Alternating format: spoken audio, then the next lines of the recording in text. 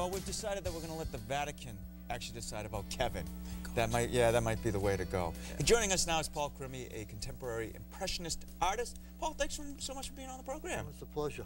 I mean, you've dressed up our whole set. We've got your art all over the place. And you have a wide range of styles in your art. Tell us about that. Well, I've been painting since I was 7 years old, and I developed a style when I was younger. And then got away from art. You know how you grow up and you start doing different things. Got married. Went into the Marine Corps first after school. Left art school a little early. Got discouraged because I wasn't disciplined enough, so I joined the Marines. Got a little discipline in my life. Then got out of the Marines and got married and had 2 or 3 kids, and then started to go back and doing art. And I got a letter from the VA saying I had some time left at the museum. I mean, I'd go back to under the GI Bill to do some artwork. And it's funny, you know, my kids were, at the time, almost 12, and then 10, and then I had a 5-year-old.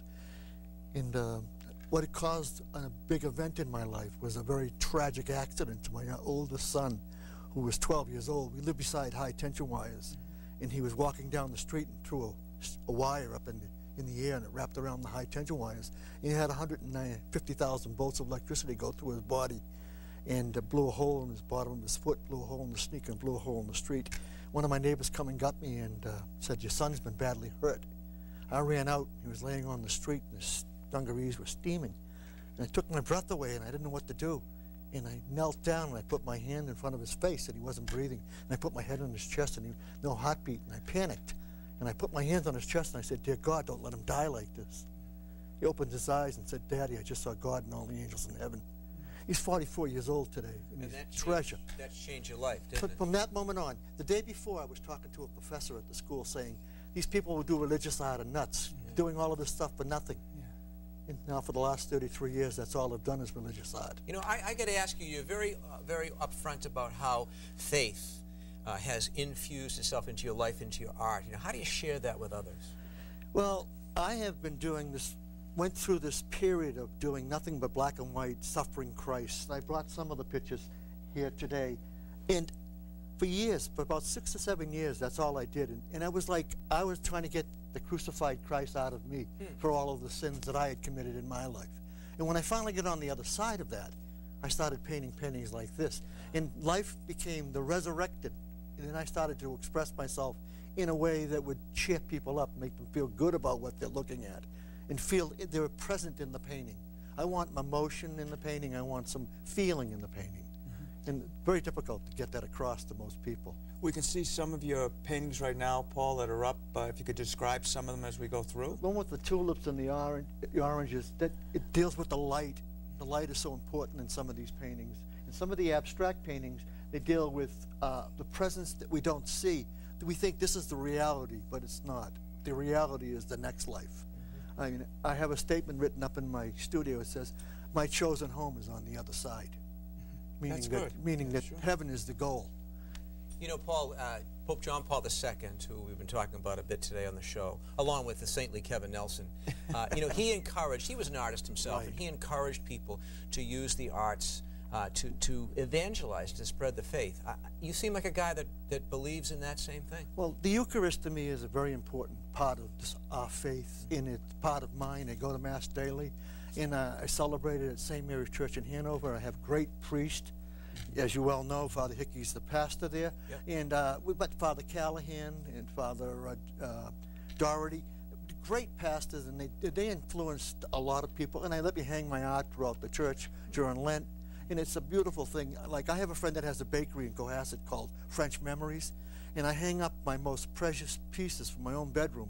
And one of the ladies called me the other day, and she says, "Will you teach a CCD class on Monday and explain the paintings?" And I said, "Absolutely." That's what it's all about, sharing your faith and sharing your work. And your talent. Well, the talent is a gift from God.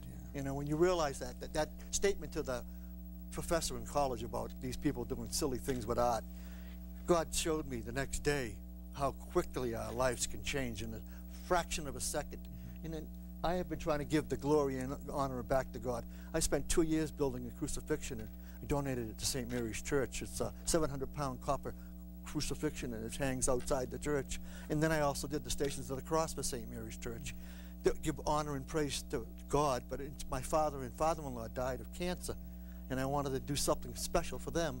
And my mother and my mother-in-law died. My mother died from diabetes. My mother-in-law died of leukemia. So another church asked me to do the Stations of the Cross. So I hand-painted the Stations of the Cross for that church. And every time somebody would say the Stations of the Cross, it would be in honor of those people that have passed and gone to another place. So I brought some of the abstract pieces. I brought this piece.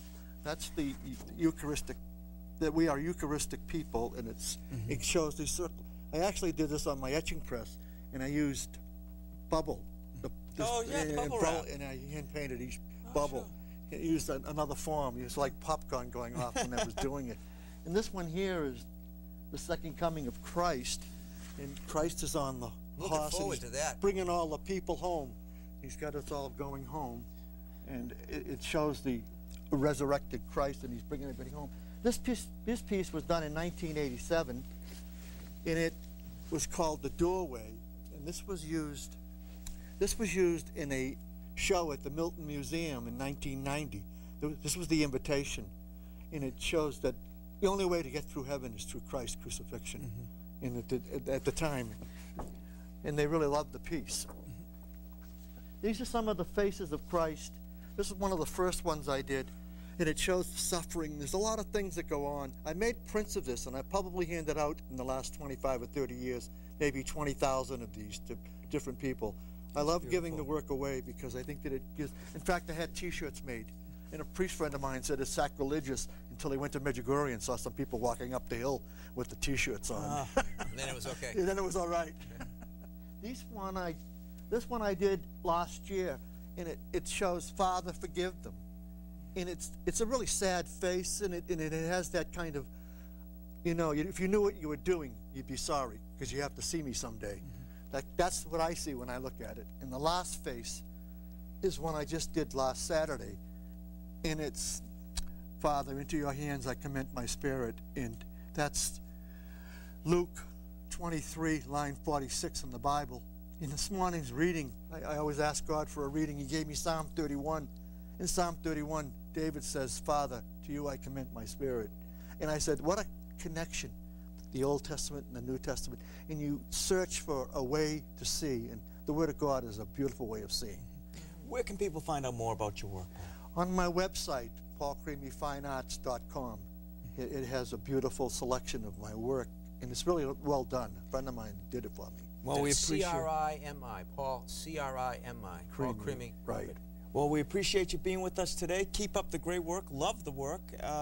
And we'll have to have you back sometime. Oh, thank you. I really appreciate it. I'd love to come back. And we'll be back just after this. Stay with us.